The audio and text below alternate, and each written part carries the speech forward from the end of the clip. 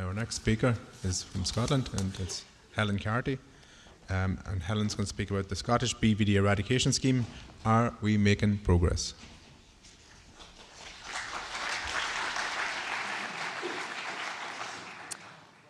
Okay, thank you very much for that introduction, Ronan, and thank you for the invitation to give you an update on how we are progressing in Scotland with our National Eradication Scheme. You'll see as we go through the talk, we've taken a slightly different approach to the Swiss, and there have been some positives from that and perhaps some negatives that we can discuss as we go along.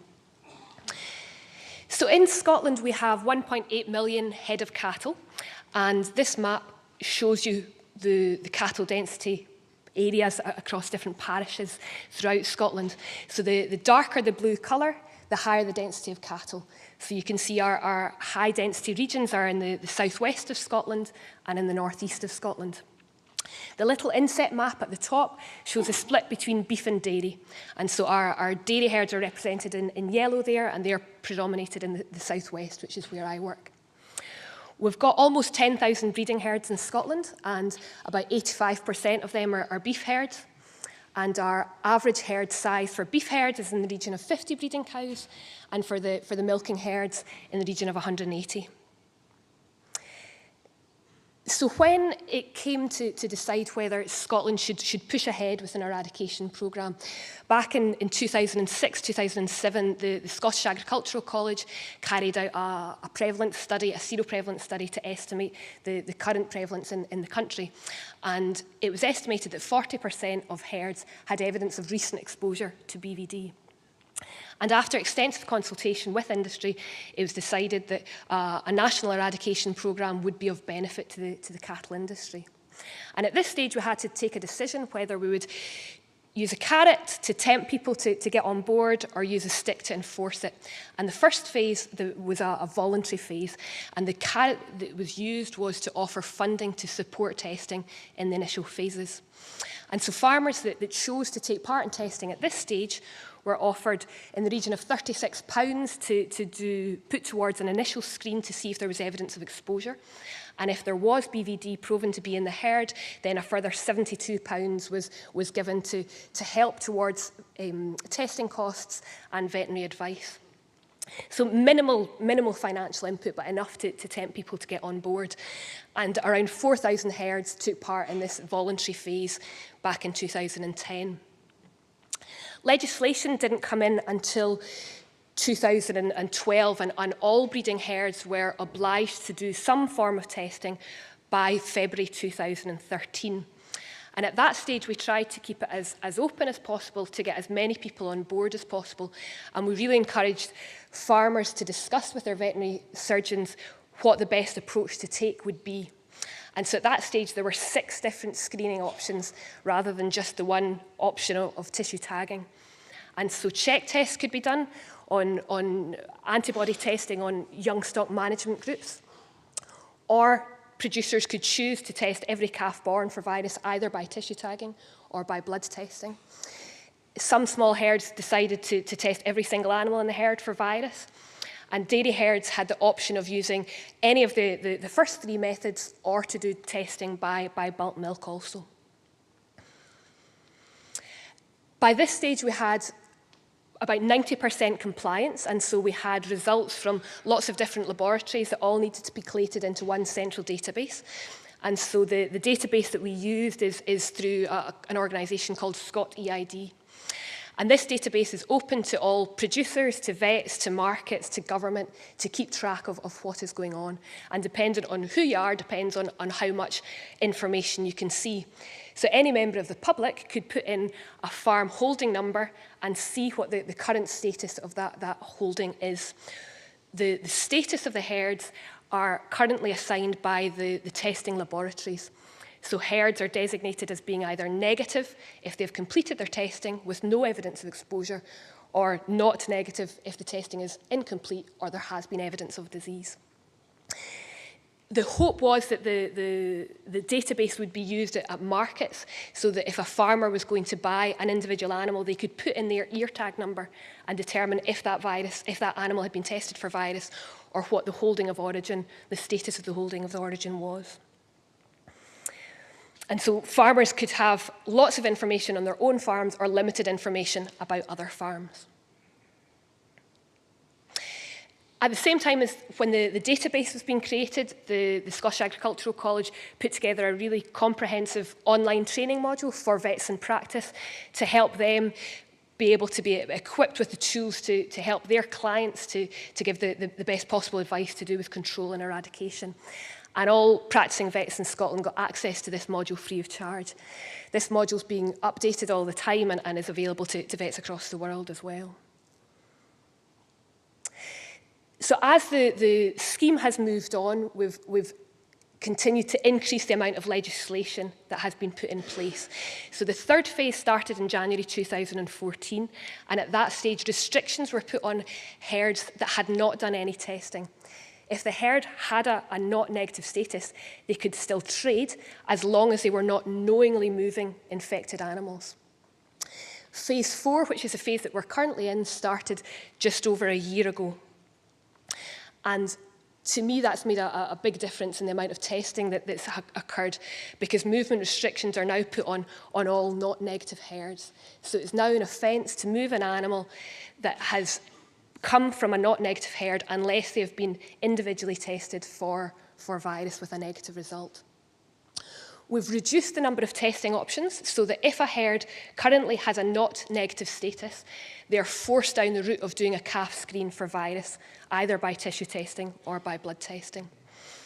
We've increased the frequency of check tests for herds that are calving all year round. So our dairy herds are obliged to perform check tests at least twice a year.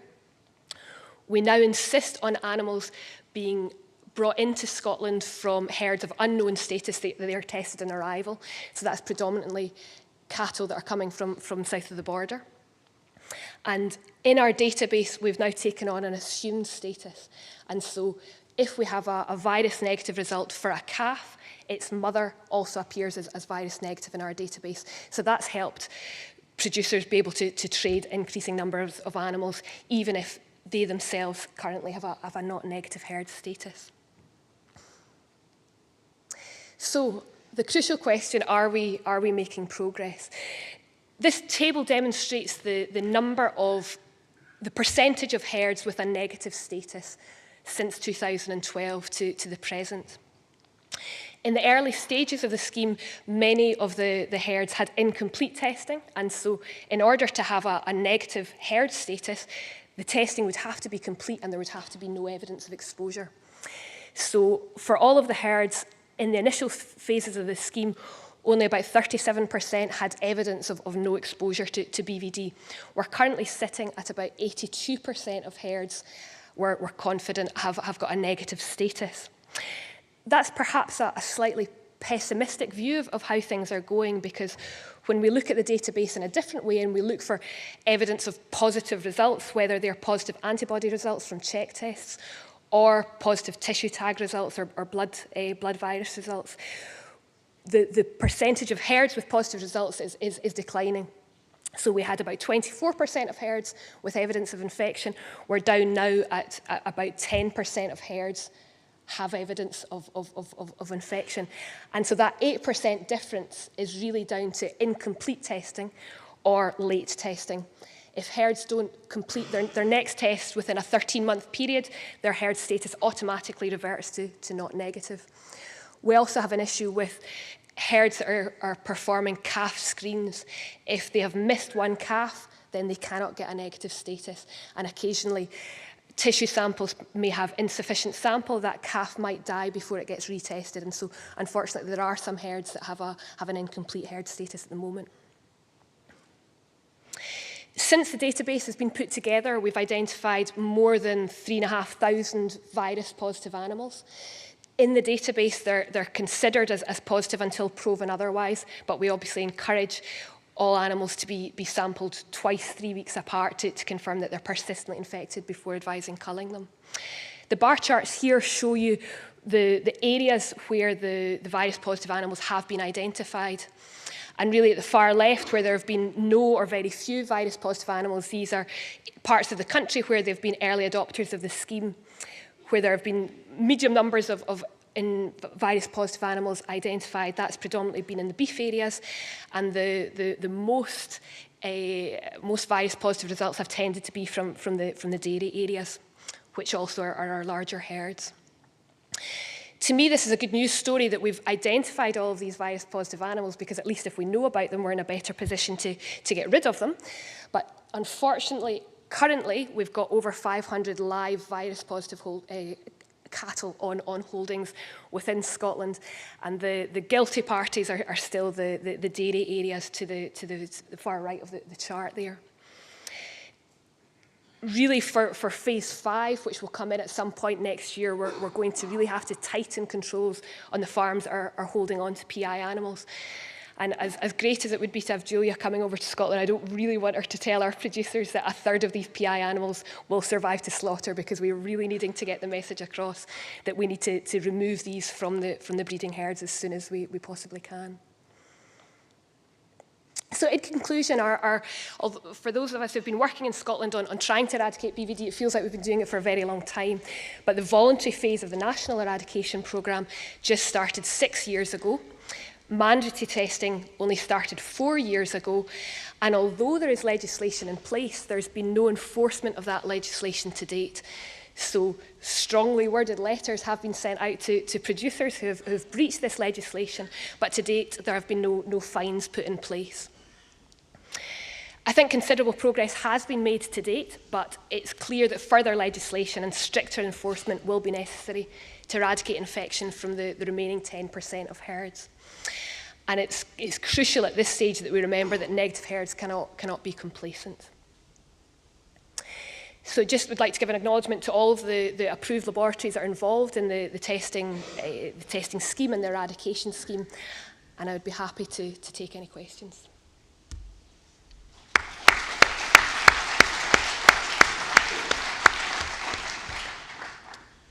We have a question over here for Helen.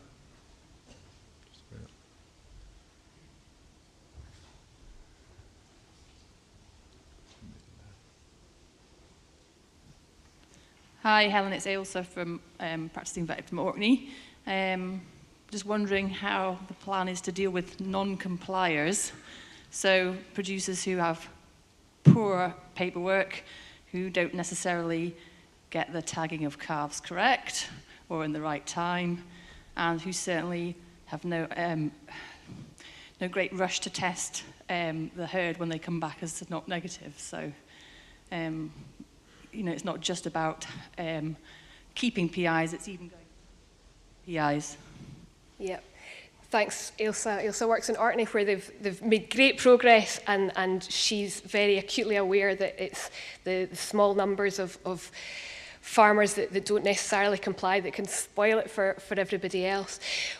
One thing I didn't mention was that our database is linked up to the British Cattle Movement Service, and so when herds are performing calf screens, it's necessary for all calves that are registered as being born to be tested. But that doesn't equate to all calves that are born. We don't have any requirement to test aborted or stillborn calves, but we're also acutely aware that many calves will die in the first week or two of life that will never be tested at all. And I guess I'd put that back to you, Ailsa, that it's, we need to rely on the whole industry to move forward together, and veterinary practitioners to work with our clients to really urge them to be as tight on those kinds of controls as possible. Unfortunately, you can't make legislation for people who are going to break the rules, and we just need to try to drive forward together. Okay, have we still got a question over here? Yes, morning. Can you tell us about the procedures you have to keep the herd free once you gave the negative status? How you assure that the herd remains free? And if so far you have been able to compute the risk of reinfection, since the program is running after 6 years, you might have been able to do so. Thank you. Yeah, so really all along, when we've devised the scheme, we've really encouraged farmers to work with their own private veterinary practitioners. So it's really a relationship between the farmers and their own vets to assess to perform a biosecurity audit on those individual holdings. There's no legislation to do with the biosecurity. There's no overall legislation on how to keep herds free, and that's for individual farmers to work that out with their own vets to take the best approach.